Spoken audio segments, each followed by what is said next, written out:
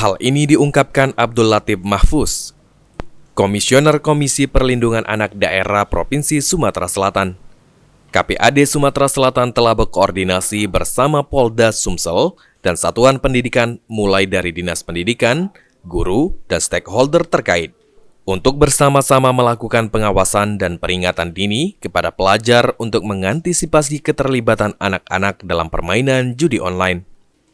Selain itu, menurut Abdul Latif, peran orang tua sangat penting untuk melakukan pengawasan terhadap aktivitas anak pada saat menggunakan ponsel pintar agar terhindar dari aktivitas permainan judi online yang dapat memicu terjadinya kriminalitas akibat kecanduan judi online.